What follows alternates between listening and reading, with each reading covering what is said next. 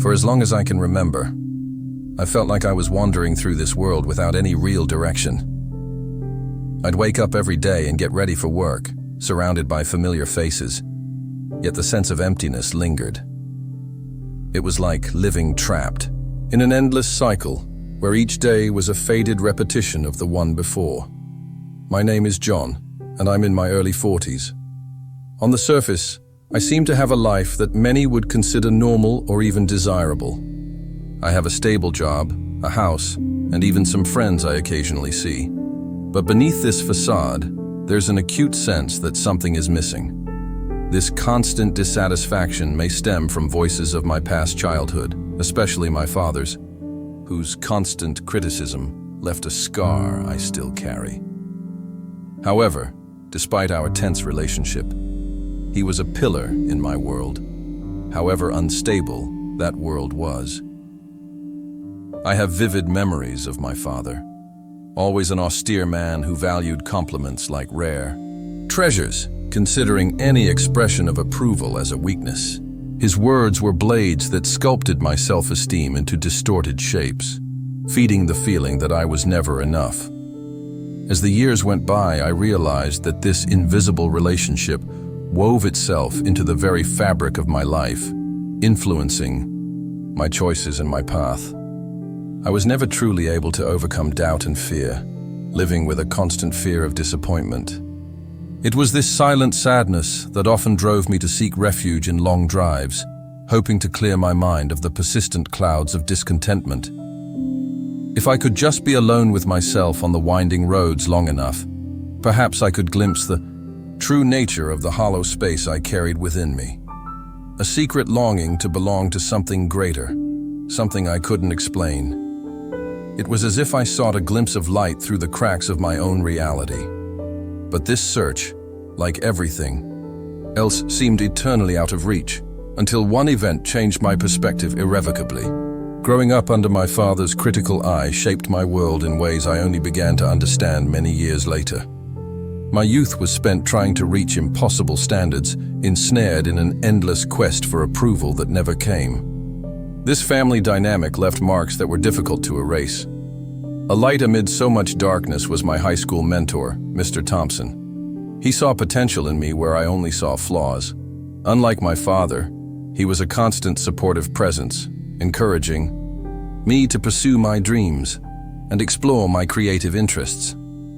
However, my journey with him was cut short too soon. His sudden and tragic death in a car accident left me without grounding, multiplying my sense of inadequacy.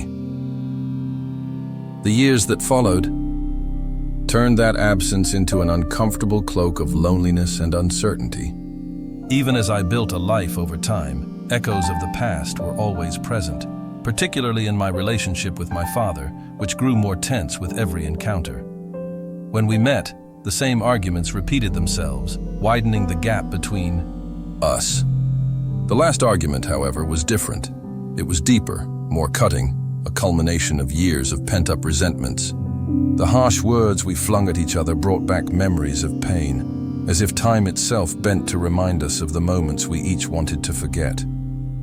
That night, after leaving my father's house, I found myself alone in the car, swallowed by a sea of emotions I had no clue how to handle. The pressure finally reached a breaking point. As much as I wanted to free myself from the burden of his judgment, I realized I was trapped, replaying the unbearable cycle of self-devaluation. I faced an internal storm of anguish as potent as any real one, which I could no longer ignore. This subconscious influence, composed of disappointment and loss, was the backdrop for the fateful decision that would unfold. As if my emotional balance teetered dangerously on the brink of an abyss I would soon cross. The night was particularly dark when I decided I needed to escape everything, even if just for a few hours. With every mile I left behind, I hoped to find some form of redemption or relief for the pain consuming me. Instead, I found myself increasingly entrenched in my own despair. My mind was fogged by recent arguments and confrontations with my father. Without realizing it, the comfortable couch I mentally accommodated myself on had turned into an electric chair, discharging only emotional. My apartment, once a refuge, had become yet another confining cell. I felt incapable of escaping these chains, this cycle of self-criticism and frustration, with an ever-growing burden of mental exhaustion. The opportunity for a promotion at work, something I had fought for, was abruptly taken away due to a mistake that wasn't even mine. The sense of betrayal from that unexpected withdrawal blended with the ongoing and mixed pain I had always carried. The final wind that toppled the fragile house of cards of my inner strength. The roads at night were like a silent call, an invitation to drive aimlessly, yet perhaps with intent. As the rain fell harder, I decided I just needed a few more moments of clarity, one last silent scream to the universe in a despair not yet admitted. However, as I sank deeper into my mind, the external world continued to move, indifferent to my internal conflicts, a poorly calculated turn. The combination of racing thoughts and the wet surface resulted in the inevitable. The car skidded, and everything unfolded before me in an almost preordained sequence of events that couldn't have been more uncontrolled. It all was then that time seemed to slow down, and in a moment between full consciousness and the absence of it, I realized I was on the brink of something unimaginable. The imminent collision with the truck was a prelude to the transition that would forever change my perception of life and death. If the apex of emotional turmoil was a testament to the pain I carried, what followed would be an epiphany of understanding and rebirth. The impact of the crash was overwhelming, and in an instant, all the struggle within me went silent. With the dashboard lights flickering and the metallic sound of the collision still echoing, I felt my body hurled like a marionette whose strings had been severed. Amid fragments of shattered memories and flashes of the life I knew, something astonishing was about to happen. I held my breath for what seemed like eternity, as sirens began to wail in the distance. There was a frenzy of movement around me, shadows converging as if framed by the night, paramedics hastily swarming around the epicenter of that physical desolation. Then the transition began. First, there was a sensation of total relief, the release of a pain I hadn't even realized I was bearing. It was as if I were floating freely, above the entire scene, torn between the newly discovered serenity and the chaos still unfolding below. It was a strange perspective, seeing my body sprawled out while still maintaining my awakened consciousness. I watched as the frantic efforts to save what remained of me continued. Those figures engaged in an urgent dance to intertwine. My fate hovered at the threshold between life and death, seeming as irremediable as they were illuminated by flickering torches. Yet, within this spectral quietude, I felt like a peaceful observer, enveloped in a mysterious golden light that began to gently enclose me. I was drawn into this new dimension, a space that was not physical, but radiated warmth and well-being. In that instant, I knew that my journey up to that point had not been in vain nor concluded. I was about to comprehend mysteries I had never imagined, to find answers to questions I had not yet fully formulated. That was the moment my story ceased to be just a sequence of earthly events and began to intertwine with something far more significant, a prelude to the unknown emerging ahead with promises of revelation and redemption. The moment I left my body, the first sensation that enveloped me was one of unprecedented freedom, as if a weight I had carried for years had been suddenly lifted. Pain and confusion dissipated instantly, replaced by a mental clarity I had never experienced in life. Floating gently above the accident scene, I could see everything with astonishing detail. I watched the paramedics working intensely, and those seconds seemed to stretch into eternal moments, laden with meaning. I not only saw, but also felt every element of that scene on a visceral level that was at once comprehensive and incredibly liberating. What impressed me most was the absence of fear.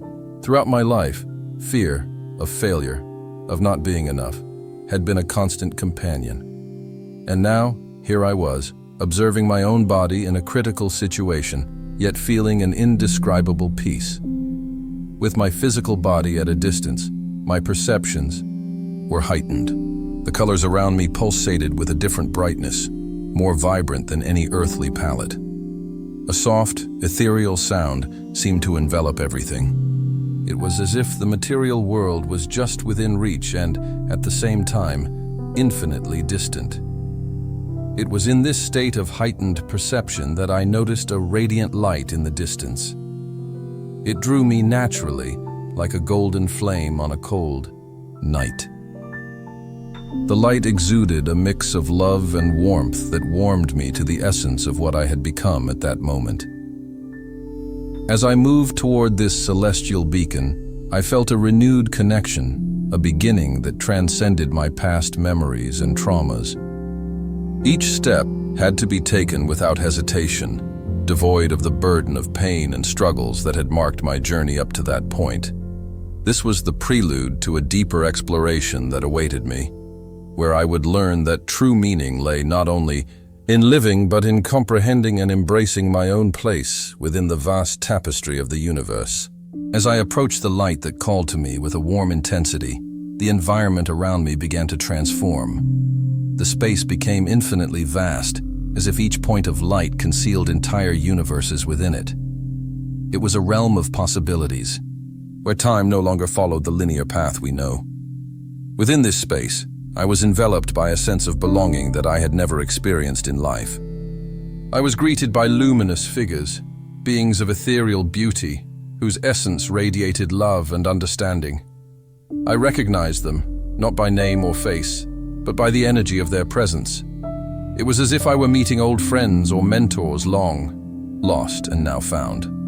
Among the figures, one face stood out. It was Mr. Thompson, my mentor from school days. His smile was warm, overflowing with pride and encouragement. He needed no words.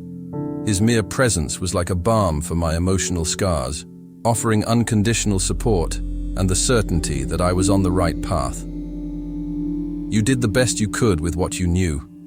His voice resonated within me, a non-verbal but clear and profound communication. Every being around me seemed to echo this acceptance, promoting a spiritual embrace that healed me from the inside out.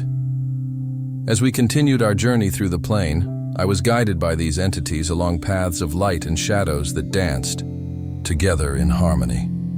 The colors were so vivid that each hue seemed to vibrate with its own life, while soft sounds enveloped the entire environment in a celestial melody that spoke directly to my inner being. These encounters and this journey represented more than mere comforts. They revealed truths about the interconnectedness of all things. The source of all that light and warmth was not a distant destination, but an intrinsic part of every soul present there, a direct link between the divine and what defines it. The experience made it clear that, despite pain and mistakes in life, there is purpose and learning, solidifying the intention to transform my personal narrative into an instrument of change. With each step I took on this ethereal journey, the revelations deepened, as if layers of perception were being peeled away to reveal the core of existence.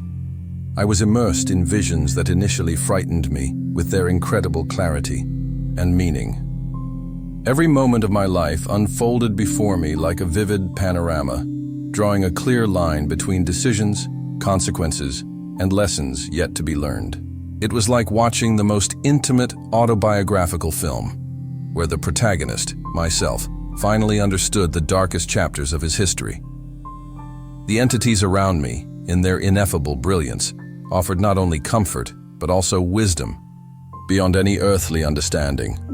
It was as if each of them shared fragments of ancient knowledge, stored within their essences, which they were now willing to share. One being, emanating an even more intense light, approached, exuding a powerful, yet benevolent authority. This being, whom I instinctively knew to be a spokesperson for higher wisdom, revealed the greatest hidden truth within my existence. It spoke of purpose, one I thought I understood but now realized was much deeper. John, the voice resonated. Within me, without the sound of earthly voices, you are destined to guide those who, like you, feel lost in the shadows of their own battles. Your pain was not in vain. It has prepared you to understand and lead others on their own journeys of discovery. You see, the fragments of my life, even the most painful moments, were not punishments but preparations. Each choice, each mistake, served as a fundamental lesson, not only for my growth but for the impact I was destined to have. This revelation brought with it waves of acceptance and redemption. I found, at the core of these visions, the ability to let go of past grievances and to see my true value. It was as if, for a moment, all the complexities of life were reduced to the pure simplicity of love and divine intention. These profound realizations cultivated in me a renewed desire to return, not as a broken man, but as an ally of hope and healing. With the wealth of revelations dancing around me, the environment began to change once more, signaling the arrival of a significant choice. The figures of light that had accompanied me on this journey, including my mentor, surrounded me once. Again, their expressions of love and encouragement, delicately positioned like a mantle of comfort. I stood at an invisible threshold, a crossroads between remaining in the serenity of the ethereal realm or returning to the earthly world with its complexities and challenges. The decision weighed like a testament to the journey I had experienced, a triumph of spiritual fortitude. Although the idea of continuing in this dimension of peace was tempting, something within me began to stir with a newfound purpose. A clear mission to become a beacon for those still wandering in darkness, helping them find their own lights. The call to duty, to spiritual responsibility, outweighed the desire to remain in the safety of the afterlife. With a serene smile, Mr. Thompson nodded in approval, his radiant presence like the light of a guide. The great being of light nodded gently, as if perfectly understanding my choice and rejoicing in it. It was time to return. The moment my choice was made, the transition began. The light around me gently dimmed, and physical reality began to form once more. I felt gravity reconnecting to my being, a combination of warmth and pressure, as my consciousness returned to my body. There was a jolt as I entered my body, a wave of pain and the cold intensity of the hospital room. Nevertheless, the soft whispers of spiritual revelations remained firm in my mind. With one last vision of celestial comfort, the promise of a new beginning was sealed within me. I was awake, aware that what I had found within the shadows of the unknown would be my guide, not only for the healing of my own soul, but to illuminate the path for others around me. I awoke slowly, the dimness of the hospital contrasting with the clarity of the celestial light I had just experienced. The sound of machines around me was like an echo, distant and almost surreal. Each beat and every breath marked by the mechanical rhythm brought me back to physical reality, a momentary novelty intertwined with the tangible reality of the senses. Unfamiliar faces approached, their muffled voices filled with urgent questions about how I felt. Yet the only answer truly present within me was an indescribable peace. This profound peace persisted even when physical pain alerted me to the critical state of my body. I had, indeed, returned to the world, but I was irrevocably changed. I looked out the hospital room window where a calm blue sky stretched like an infinite sea. It wasn't just a connection to the world I was rebuilding. It was an entirely new relationship with life.